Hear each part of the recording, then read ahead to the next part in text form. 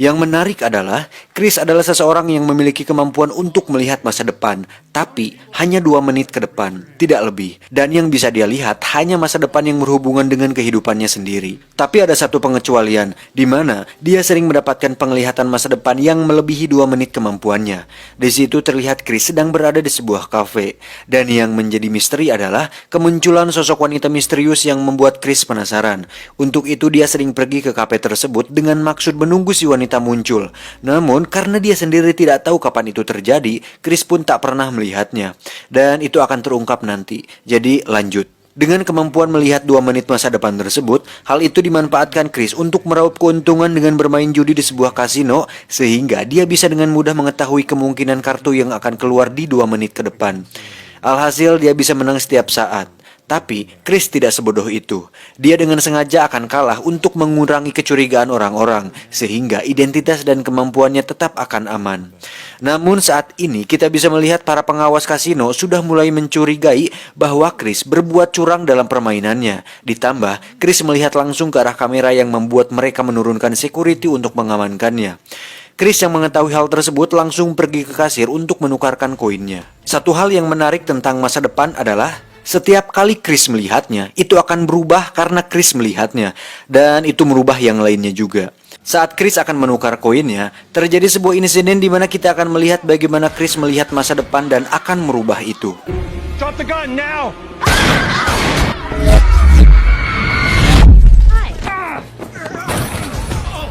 It's his gun. He was gonna shoot 2 people. Step back, we'll settle this. Out of this damn place now! Freeman, CeeLo, left.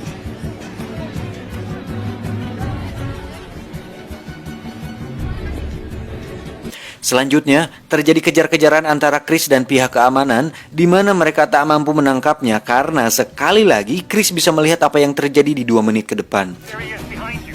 Your left. Turn around. He's in the men's room near the gift shop. Gift shop, gift.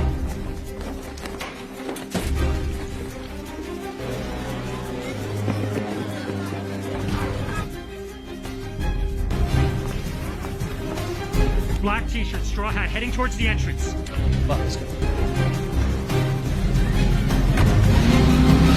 Kemudian kejar-kejaran dilanjutkan di jalanan, di mana untuk kedua kalinya kita akan melihat Chris mengetahui apa yang terjadi, sehingga saat ada kereta yang melintas, dia sudah tahu berapa kecepatan yang dibutuhkan agar tidak tertabrak oleh kereta api tersebut.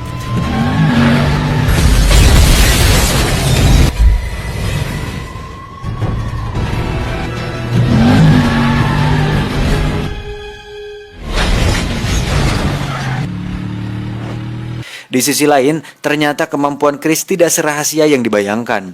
Karena ada seorang FBI yang bernama Kelly sudah sejak lama mengetahui hal tersebut dan sedang melakukan pengejaran kepada Chris. Setelah berhasil melacak mobil yang dikendarai Chris tadi, mereka semua pun langsung pergi ke sana. Chris sendiri terlihat sedang bermain biliar bersama sahabatnya di sana. Tak lama, datanglah Kelly ke hadapan Chris. Di sini Kelly pun mengungkapkan semuanya, bahwa tujuannya menemui Chris bukan untuk menangkapnya, melainkan meminta pertolongan kepada Chris. Kelly bercerita bahwa ada sebuah masalah besar yang sangat penting, di mana baru-baru ini ada kelompok teroris yang mencuri bahan nuklir untuk diledakkan. Untuk itu Kelly meminta Chris untuk menggunakan kemampuannya untuk melihat di mana bom itu akan diledakkan. Chris langsung menolak hal tersebut karena dia paham bahwa yang terjadi selanjutnya adalah dia akan dijadikan budak untuk kepentingan pemerintah dan segelintir orang yang memanfaatkan kemampuannya. Bukan tanpa sebab, Chris berbicara seperti itu karena sejak usia 3 tahun dia sudah dijadikan bahan penelitian oleh orang-orang yang tertarik dengan kemampuannya. Karena terus menolak, Kelly pun terpaksa mengerahkan pasukannya untuk masuk dan mengepung Chris. Dan ternyata itu semua hanya gambaran masa depan yang ada di dalam kepala Chris. Sehingga sebelum Kelly datang, Chris langsung kabur dari sana. Kelly yang datang terlambat pun berkata kepada temannya bahwa pasti aku hanya telat beberapa detik. Esoknya kita akan melihat Chris sedang berada di sebuah kafe di mana dia sedang menunggu wanita misterius yang muncul di penglihatan masa depannya yang tadi saya ceritakan. Setelah menunggu beberapa saat, akhirnya si wanita itu muncul.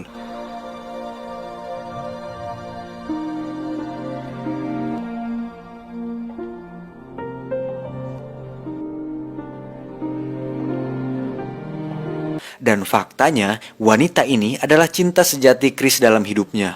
Itulah sebabnya kenapa Chris mampu melihat masa depan melebihi batas 2 menit kemampuannya. Yang terjadi selanjutnya benar-benar sangat menarik, di mana Chris berulang kali mencoba berkenalan dengan si wanita dengan kemampuannya tersebut. Hal itu membuatnya mampu melihat hasil dan kemungkinan yang akan terjadi. Dimulai dengan to the point, langsung kenalan yang ternyata hasilnya gagal. Lalu bertanya mengenai kopi yang akan dia minum dan ternyata gagal lagi. Kemudian ala-ala minjam korek yang ternyata si wanita bukan seorang perokok. Dan terakhir muncul seorang pria yang merupakan pacar si wanita. Si wanita dan pacarnya pun bertengkar. Chris pun memanfaatkan kesempatan tersebut untuk menjadi pahlawan. Tapi justru itu malah membuat si wanita jengkel kepada mereka berdua. You're hurting me. Kendall, I think you're having. You okay, Kendall? You know what? You two work things out. Okay. You're hurting. Setelah melihat beberapa kemungkinan, pada akhirnya Chris berhasil menarik perhatian si wanita dengan cara sama, tapi dia harus terkena pukulan. Incoming. Get out of here! Will somebody please call the cops? Si wanita pun akhirnya simpati kepada Chris dan berhasil mengobrol lebih dekat dengannya. Akhirnya diketahui bahwa wanita ini bernama Liza, yang merupakan seorang guru sekolah dasar. Di situ Chris mengatakan bahwa mobilnya telah dicuri, sehingga dia bisa ikut menumpang dengan Liza. Setelah mereka berdua pergi, tak lama muncullah Kelly bersama timnya, sehingga mereka bisa mendapatkan informasi tentang mobil yang dikendarai oleh Liza dan Chris untuk kemudian mereka akan lacak. Di sisi lain, para kelompok teroris yang dipimpin oleh Gobang sedang melakukan penyelundupan bahan nuklir tersebut. Ternyata, salah satu dari mereka berperan sebagai mata-mata sehingga mereka semua mengetahui bahwa FBI sedang melakukan pengejaran kepada seorang pria bernama Chris. Mereka tidak tahu bahwa Chris mampu melihat masa depan, tapi intinya ada alasan kuat kenapa FBI mengejar Chris. Untuk itu, Gobang memerintah anak buahnya untuk membunuh Chris. Jadi, sekarang Chris dikejar oleh dua kubu, yaitu FBI dan teroris. Kembali ke Chris. Di tengah perjalanan tak diduga malam pun menjelang dan turun hujan yang sangat deras, sehingga mereka berdua memutuskan untuk singgah di sebuah motel. Dan ya, jika saya menjadi Chris dan bisa melihat masa depan, sudah pasti akan menerawang apakah akan melakukan pengerocokan atau tidak. Tapi enggak lah, saya pria baik-baik dan sangat menjunjung tinggi harkat dan martabat saya sebagai seorang pengangguran yang berakhlak dan beretika. Tapi kalau ada kesempatan ya nggak apa-apa. Dan tidak seperti film Hollywood pada umumnya, di malam itu sama sekali tidak ada pengerocokan karena Chris memutuskan untuk tidur di mobilnya. Sangat berakhlak lu bro.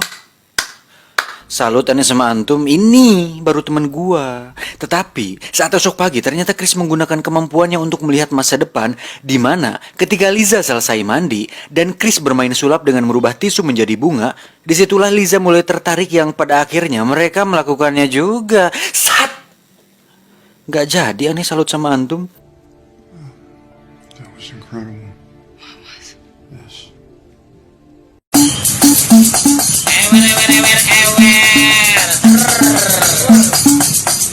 Setelah selesai melakukan pengerocokan, Chris pun terlihat melamun dan mungkin sedang berpikir bahwa Liza adalah jodohku. Saat menjelang siang, Liza pergi ke sebuah Alfamart untuk belanja Durex dan camilan. Kelly yang sudah mengetahui lokasi mereka memanfaatkan kesempatan itu untuk menangkap Chris, di mana Kelly mengatakan bahwa Chris adalah seorang psikopat berbahaya yang pandai berbohong. Kelly pun menunjukkan video saat Chris sedang berada di kasino untuk memberikannya bukti. Dan dengan semua kebohongan itu, Kelly meminta bantuan Liza untuk menangkap Chris dengan cara memasukkan obat tidur ke minumannya. Saatnya tiba, ternyata Liza ragu melakukannya karena ternyata Liza menaruh hati kepada Chris. Akhirnya Liza pun jujur dan mengatakan rencana Kelly kepada Chris. Untuk itu, Chris memberi sejumlah uang kepada Liza untuk kabur dari sana agar Liza terhindar dari bahaya. Dan satu lagi, Chris meminta Liza untuk menabrakkan mobilnya ke sebuah tangki air yang ada di sana untuk mengecoh para agen FBI itu. Chris sendiri dengan santai berjalan keluar motel, kemudian loncat ke bawah tebing. Go get him!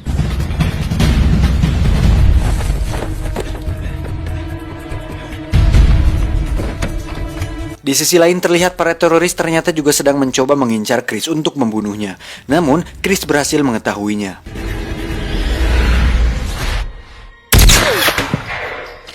Liza pun menabrakkan mobilnya ke tangki air hingga mobilnya menggelinding ke bawah bukit.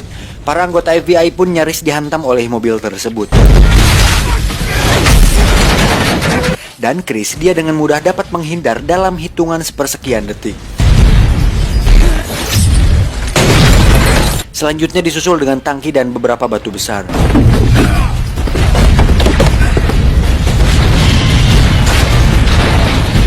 Saat sampai di bawah, Chris sudah disambut oleh Kelly.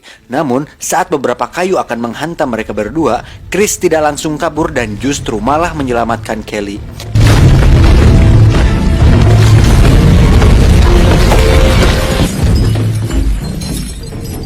Dalam keadaan balideg, Chris pun terpaksa harus ikut bersama FBI. Di sisi lain, terlihat para teroris berhasil menangkap Liza untuk dijadikan sandera. Chris sendiri sudah berada di sebuah ruangan dengan tubuh terikat dan dipaksa untuk terus membuka matanya.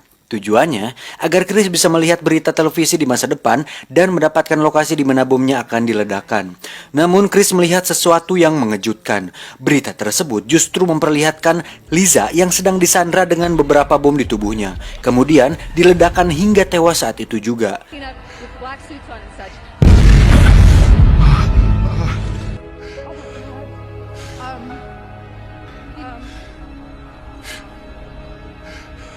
Dan ingat sekali lagi bahwa Chris mampu melihat jauh melebihi 2 menit kemampuannya jika hal itu berhubungan dengan Liza langsung.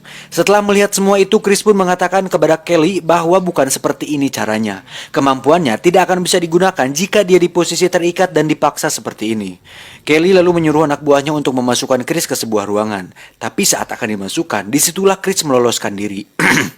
Hey, wait. Can I get a smoke or something? I need to relax. Look at this. Look. Ta-da!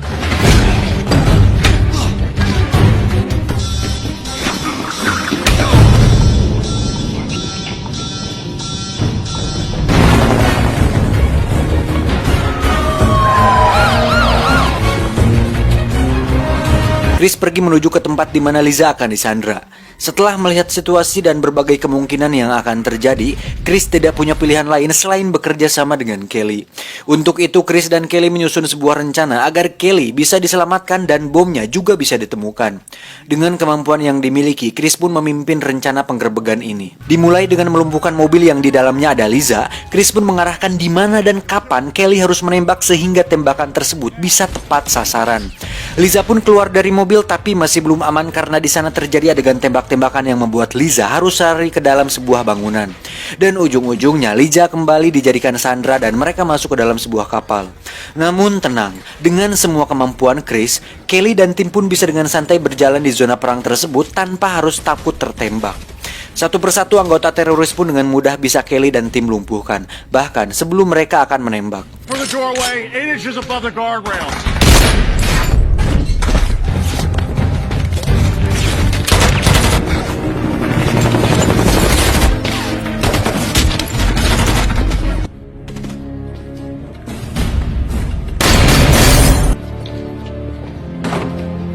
Perangkap bom dan penembak jitu pun seakan tidak ada apa-apanya oleh Chris. Skywalk, second level. 6 o'clock, second level. Got him. Selanjutnya, untuk mempercepat pencarian, Chris menyuruh Kelly dan timnya untuk menyebar. Sisanya, Chris akan lakukan sendiri. Di sini, Chris mengerahkan seluruh kemampuan penerawangannya untuk melakukan kemungkinan dalam satu waktu. Di sini saya jelaskan kembali bahwa seperti yang dijelaskan di awal, ketika Chris bisa melihat masa depan, otomatis masa depan itu akan berubah karena Chris melihatnya terlebih dahulu. Pada adegan ini kita bisa melihat Chris sedang melakukan kemungkinan di masa depan, namun dilakukan secara bersamaan sehingga dia bisa tahu di mana lokasi Liza berada. Setelah didapatkan, mereka pun langsung menghampiri Gobang dan Liza. Gobang meminta Kelly untuk menjatuhkan senjatanya. Kemudian, Chris bertanya kepada Kelly, "Seberapa hebat kau dalam menembak sasaran?" Kelly menjawab, "Aku sering main PUBG." Chris pun berjalan mendekat kepada Gobang. Dan seperti adegan dalam film Matrix saat Mr. Smith menghindari peluru, Chris pun menggunakan kemampuannya untuk menghindar dengan cepat dari peluru tersebut. You have one way out of this. Saat sampai, Kelly langsung menembak Gobang hingga tewas. Setelah semua selesai, kini giliran bomnya untuk ditemukan. Dan tak diduga, Chris melakukan kesalahan. Bomnya ternyata berada di kapal satunya lagi. Dan bom tersebut akan meledak beberapa detik lagi, sehingga Chris dan kawan-kawan tidak punya waktu untuk melarikan diri. Kemudian...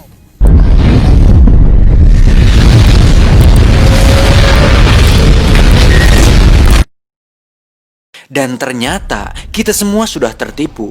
Karena sebenarnya itu semua belum terjadi. Kita lupa bahwa saat Chris sedang bersama Liza, kemampuannya akan semakin meningkat melebihi kemampuan 2 menit yang dimilikinya. Hal itu membuat Chris memutuskan untuk bekerja sama dengan Kelly di awal dengan satu syarat untuk tidak melibatkan Liza dalam hal ini. Dan itu membuat saya sangat tertipu saat pertama kali menonton film ini. Tapi seru sih. Selanjutnya, Chris dan Kelly hanya tinggal mencari di mana lokasi Gobang berada dan mencegah mereka meledakkan bom tersebut. Tamat.